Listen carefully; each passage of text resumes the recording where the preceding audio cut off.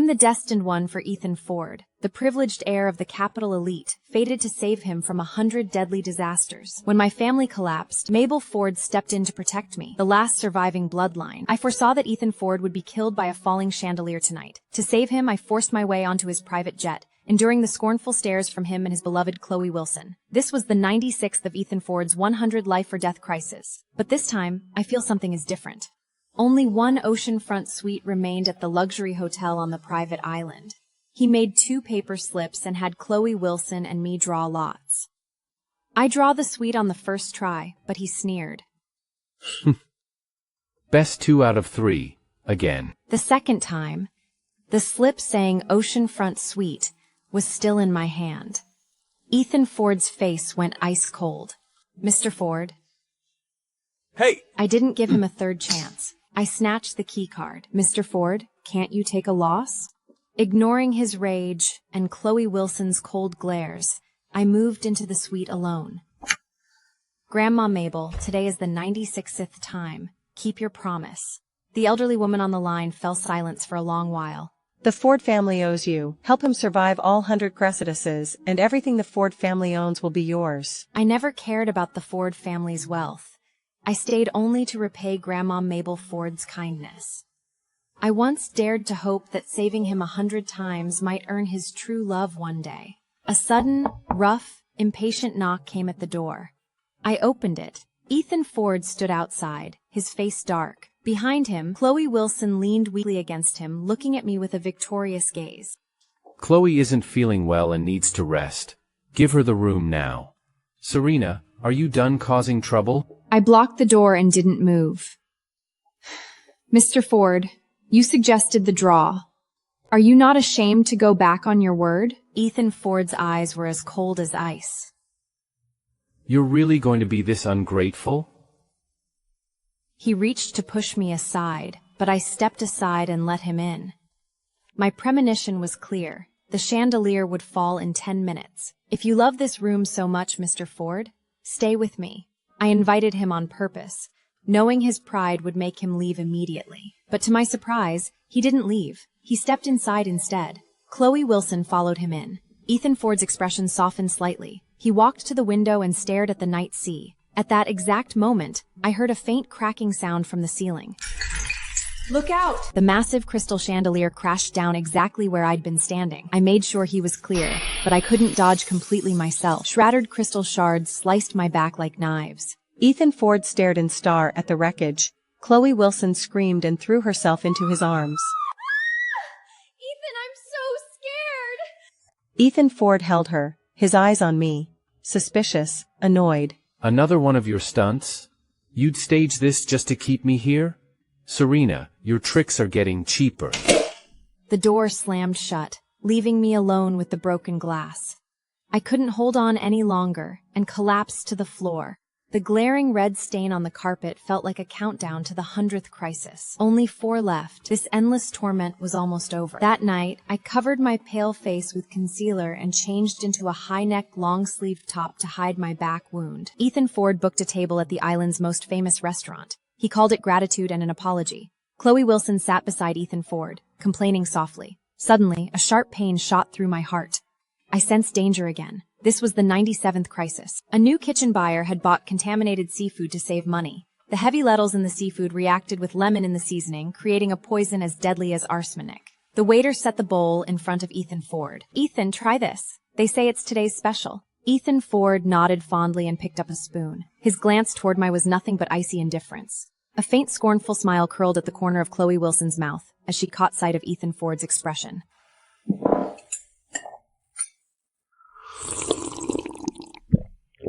Sorry, I'm starving. Spice and heat burned from my throat to my stomach. Then sharp, twisting pain hit. I forced a calm face and set the bowl down. It's good. Serena, are you insane? Are you not? Can you not like a savage in public? What are you trying to do? Waspan de Sufub. The pain in my stomach grew worse, like 1,000 knives twisting inside me. Serena, how could you? Ethan hasn't even had any. I couldn't hold it anymore. I rushed to the bathroom and knelt by the toilet, vomiting violently. Disgraceful. I lay on the cold floor, curled into a ball, drenched in cold sweat. The 97th crisis was over. But this time hurt worse than the last. Miss Serena, the oceanfront suite needs major repairs after the chandelier incident. Mr. Ford wants you to move to Villa 3. But Miss Chloe says she doesn't want to see you and demands you stay in your room. Mr. Ford agreed. I lay on the bed and fell into a dazed sleep. My back and stomach together. A sharp sense of dread jolted me awake in my sleep. Another crisis was coming. I got up at once and checked the villa. Sure enough, I found a gas leak in the kitchen. The thick fumes made me sick. This was the 98th.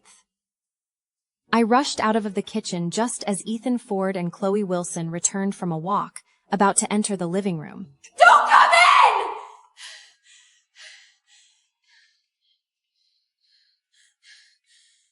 Serena, what stunt are you pulling now? Ethan, I'm tired. Let's go inside. There was no time to explain. The gas level was already dangerously high. Even a tiny spark from the door hinge, when they closed it, could blow up the entire villa. You're always the first to grab relief food. Why aren't you eating? I stared at the huge floor-to-ceiling window and made up my mind. I grabbed a stone sculpture from the coffee table and smashed it into the glass with all my strength. A loud crash. The glass shattered, wind rushing in. Fresh air poured in, clearing the gas, but I'd used too much force. Shattered glass cut my arm. Ethan Ford's rage exploded. Are you crazy? You ruined the hotel chandelier, now you're smashing the villa? I was saving you. Saving us? Do anything for my attention now. We're leaving tomorrow. I never want to see this lunatic again. Night wind blew through the broken window, cold against my skin. I stared at my arm and laughed until I cried. Only 2 left. The mood on the private jet back was suffocating. I sat in the corner, far away from Ethan Ford and Chloe Wilson. My arm was wrapped poorly, still throbbing.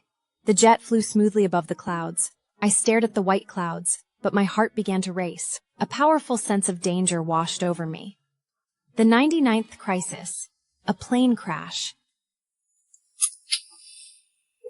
Ethan, she's crazy! She wants us all dead! What are you doing now? Move! The plane's in danger! Serena, I'm warning you! Behave! I saw a gauge flashing abnormally on the dashboard. Turn back now! Now! Or make an emergency landing!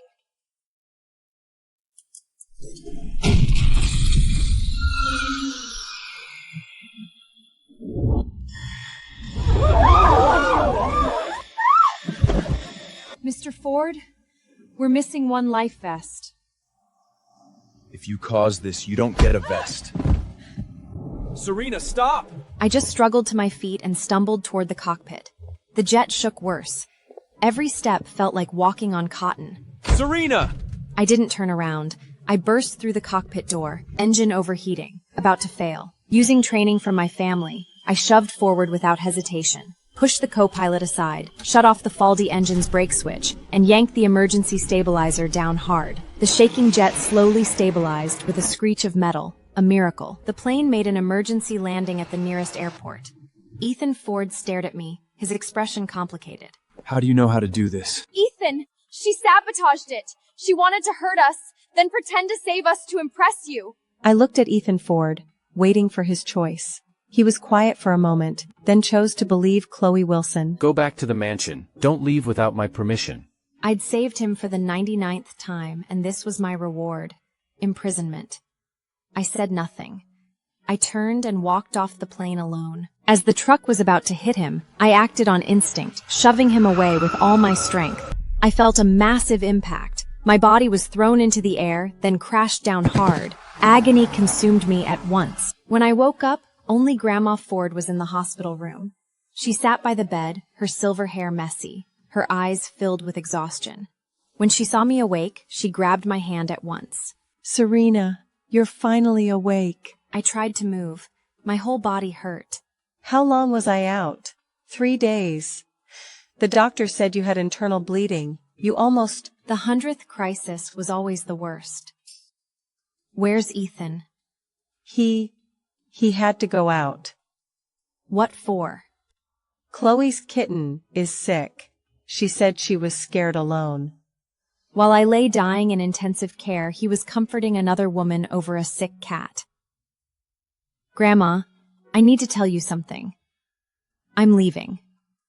Our deal is done. Grandma Ford burst into tears.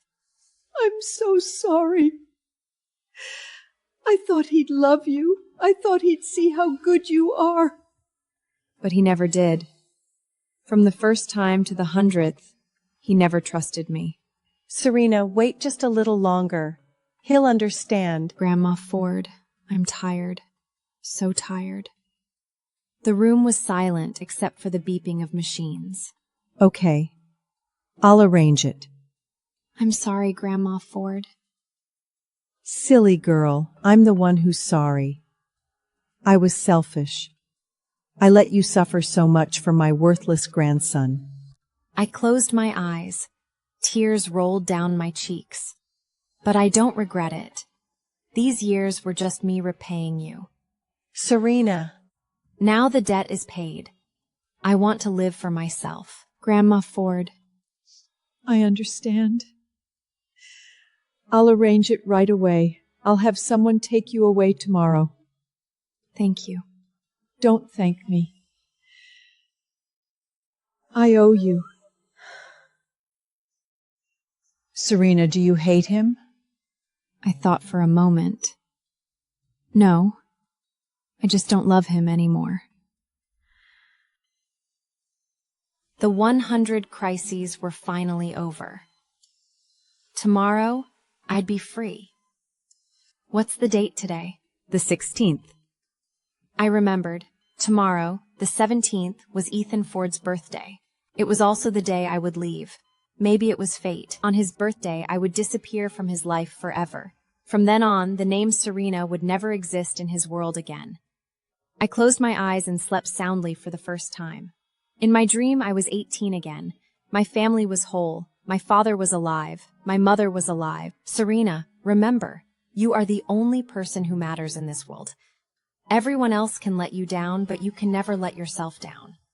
I remember, Mom. This time, I really meant it. The day I left the hospital, it was drizzling. Mabel Ford had arranged for a plain black car to wait at the back entrance. I sat in a wheelchair and took one last look at the city sky. Miss, we should go. As the car pulled away, I saw Ethan Ford's Bentley driving into the hospital gate. He'd come to see me, but he was too late. It didn't matter. A minute late or a lifetime late, it was all the same. Sir, who are you looking for? Where's the patient who was here? Oh, that young lady checked out a little while ago. He'd thought I'd still be here waiting for him to visit, to ask why I'd pushed him. But the bed was empty. I was gone. He pulled out his phone and called me. The number you dialed in service. Please check. The number was disconnected. 3 days later, Ethan Ford began searching for me like a madman. He went to the mansion first. The staff said I hadn't come back. He found my college roommate. She looked confused. Ethan, what's wrong with you lately? You're always thinking about something else. Nothing. Is it Serena? She was just in the hospital. It's not a big deal. I said Serena was just faking being sick. What did you say? She did the same on the island, smashing chandeliers, breaking windows, now getting hit by a car. She just wants your attention. Ethan Ford turned to stare at her sharply. Ethan Ford stared at Chloe Wilson's face. She suddenly felt like a stranger. You think she was faking it? What else?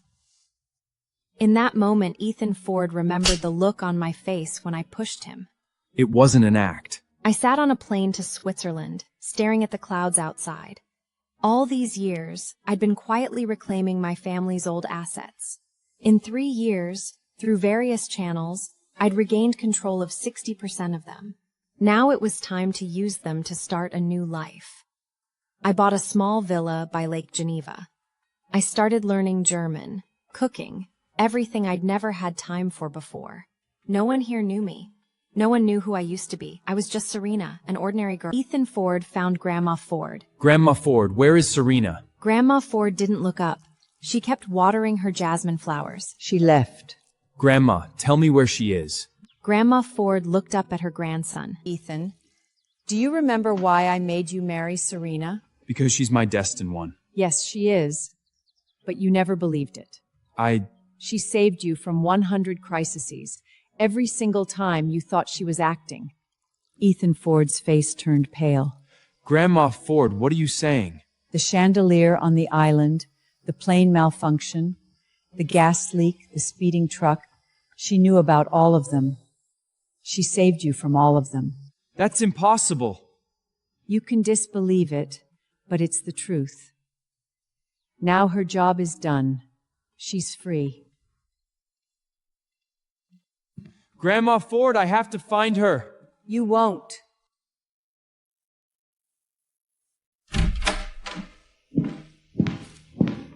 Mr. Ford, Miss Serena is in Geneva, Switzerland. We're confirming the exact address.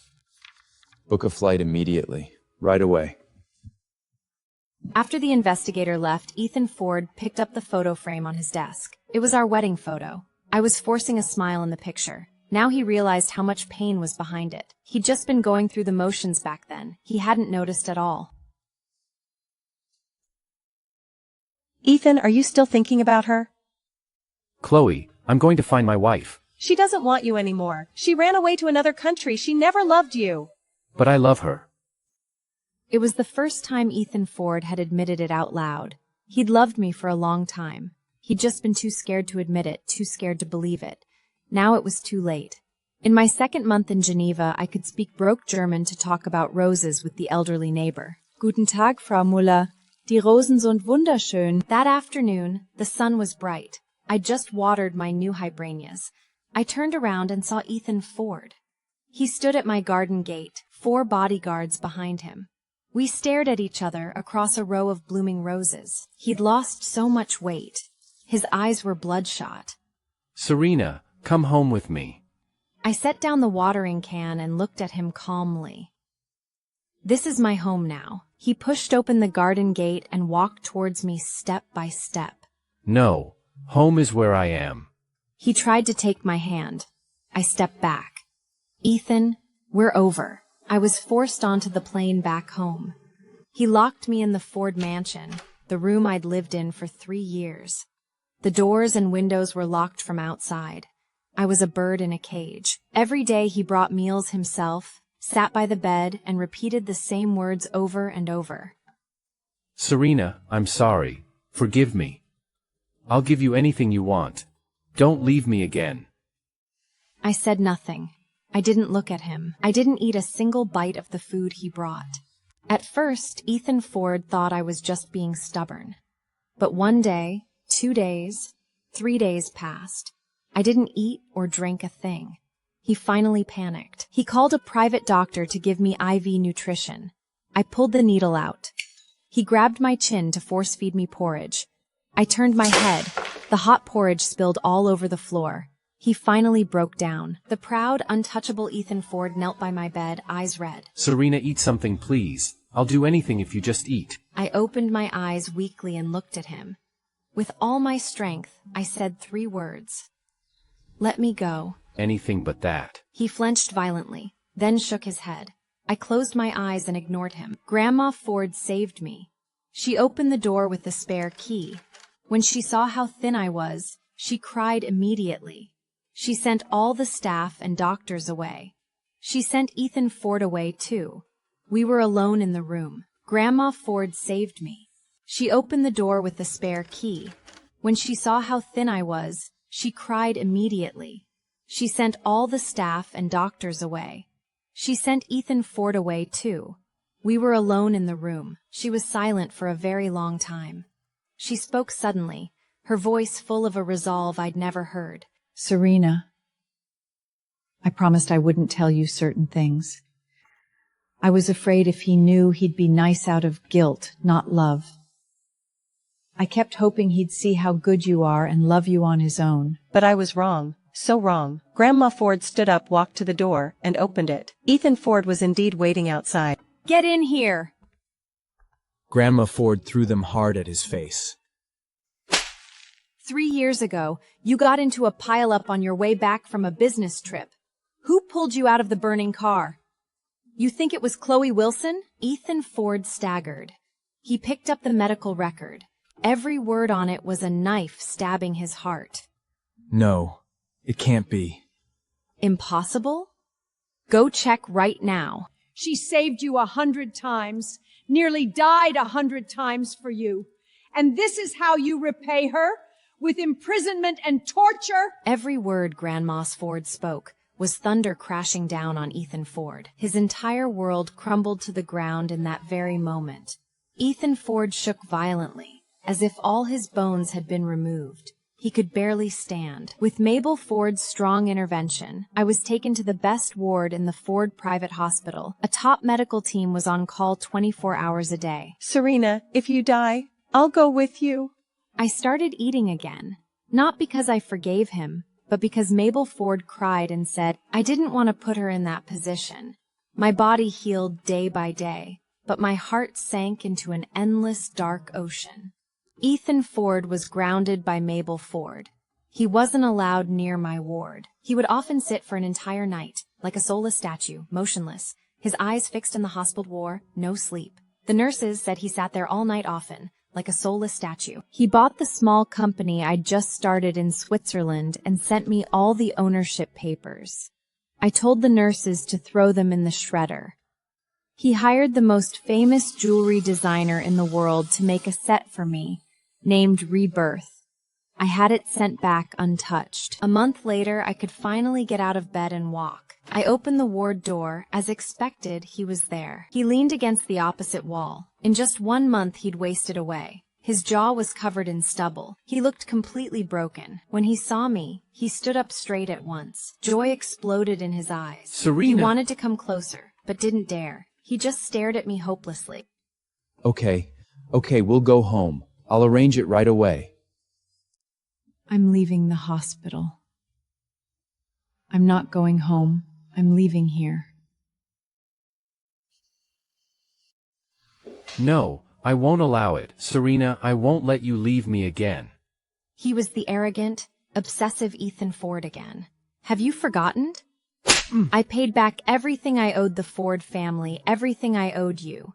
The 100th crisis, the truck that hit me, do you remember? In that moment, the Serena who loved you died. No, it's not true. Serena, you still love me. You're just mad at me, right? I laughed. It was the first time I've laughed in all this time. Ethan Ford, I once thought saving you 100 times would earn your true love, but all I got was 100 times of doubt and countless hurts. I'm tired. I really don't love you anymore. I don't even hate you anymore. Those words cut deeper than any knife. He froze completely. Hate at least means you still care. But no hate means he's just a stranger to me now. He whispered in despair, all light gone from his eyes. I walked past him, step by step. Mabel Ford stood at the end of the hallway, holding out her hand to me. Ethan Ford roared like a wounded animal behind me. He tried to chase me, but the bodyguards held him back. I didn't look back. I held Mabel Ford's warm hand and walked out of the cage that had imprisoned my body and soul. The sunshine outside was wonderful.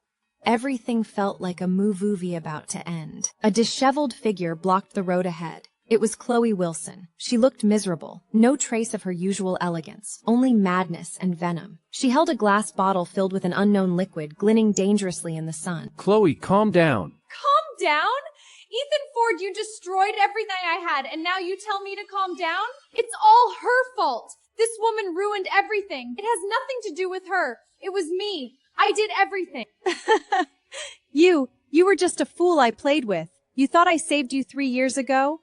I was standing 100 meters away watching this woman drag you out of the fire like dog. I only made a phone call and I fooled you for years. Serena, if I'm suffering, you will too. I'll ruin your face, And then he'll stop obsessing over you. She unscrewed the cap and charged at me like a madwoman. Everything happened too fast. I didn't even have time to react. The expected pain never came. A figure firmly stood in front of me. His shirt burnt through instantly, skin and flesh raw. But he looked back at me, his eyes full of fear and relief. I looked at him with no expression. The bodyguards finally reacted, rushing over and pinning the hysterical Chloe Wilson to the ground. The driver started the car. Mabel Ford rolled down the window and stared coldly at the two miserable people on the ground. The car slowly drove past Ethan Ford. He was pale with pain, big sweat drops rolling down his forehead, but he still stared at me stubbornly, muttering over and over. I settled into the new home Grandma Ford had prepared for me. A week later, I saw news about the Ford family on financial channels. Ford Group stock plummeted for 7 straight days, losing nearly $100 billion in market value. That afternoon, Grandma Ford came to see me. She looked much older, but still sharp-eyed. You saw it all? I nodded and poured her a cup of hot tea. I went to see an old friend. He told me Ethan's fate is tied to the Ford family's 100-year fortune. And you are the only one who can hold this fate together. When you left, the anchor was gone. Those disasters would turn on him sooner or later, even worse than before. I asked him if there was a way to fix it. Grandma Ford must have felt so helpless. The solution? Trade the Ford family's 100 years of wealth for his safety. I donated 90% of the Ford family's assets and set up a foundation. Grandma Ford's tone was calm, as if she was talking about something trivial. The room was silent. I didn't know what to say. Grandma Ford's decisiveness was astonishing. Serena, you don't have to feel guilty, Grandma Ford said, as if she could read my mind. This is what the Ford family owes you, and the punishment he deserves. From today on, you have nothing to do with the Ford family. You're free. After Grandma Ford left, I stood alone by the window for a long time. The city lights were beneath my feet, bright as a starry river. I exhaled slowly. Yes, I was free. I booked the fastest flight to Zurich. As the plane soared into the sky, I watched the city shrink below, my heart peaceful. Goodbye. Or maybe, goodbye forever. I rented a small house with a garden on the outskirts of Zurich. It wasn't big, but it was full of sunshine. I could see distant snow mountains and nearby grasslands when I opened the window. Using the family assets I'd secretly reclaimed, I registered a small investment consulting firm. I didn't chase size. I only took projects I cared about, especially startups related to environmental protection, new energy, culture, and art. Work wasn't busy. I had plenty of time for myself. I picked up my paintbrush again. The watercolors I loved as a teenager now painted the Alps and lakes on paper. Occasionally, I saw small news about the Ford Group in financial corners. The huge business empire had collapsed. Most core assets were donated or sold. Ethan Ford's name rarely appeared. When mentioned, it only said he'd tried a few small projects after left Ford Group, but none succeeded. As autumn deepened, Grandma Ford received a call from her private physician. The doctor's voice was careful, but clearly worried. Miss Serena, the old lady's health is declining very quickly. If possible, I hope you can come back to see her. I held the phone tightly, silent for a few seconds. I'll arrange a time. I didn't tell anyone. I flew back alone. I went straight to the Ford mansion. The mansion was much quieter than I remembered. Only 1 or 2 old servants remained. The garden plants looked uncared for. Grandma Ford sat in a sunroom rocking chair, covered with a thick blanket, napping. The old mansion is much quieter now. There are only 2 servants left. The flowers in the garden are a bit neglected. I walked over gently and knelt beside her. She seemed to sense me and slowly opened her eyes. Serena, is that my Serena? I held her thin, bony hand against my cheek. It's me, Grandma Ford. I came back to see you. Good. Good that you're back. Tears poured out of her at once. Her other hand stroked my hair over and over. That afternoon, I stayed with her in the sunroom. When she was alert, she chattered about little things, I only told her funny stories about Switzerland. She passed away peacefully in her sleep on the 4th morning after I arrived. Her face was calm, even with a faint smile. I called the lawyer and a few distant Ford relatives. The funeral was simple, following Grandma Ford's will. After the funeral, the crowd left. I was the last to leave the cemetery. Ethan Ford still stood in front of Grandma Ford's tomb. I didn't stop. I walked straight to the waiting car. The car drove away. In the rearview mirror, that figure grew smaller and losser, until it disappeared. I didn't go straight to the airport. I asked the driver to take me to the suburban cemetery. At my parents' joint grave, I laid 2 white chrysanthemums. "Dad, Mom," I whispered, "I came to see you. From now on, I'll live well with what you left me."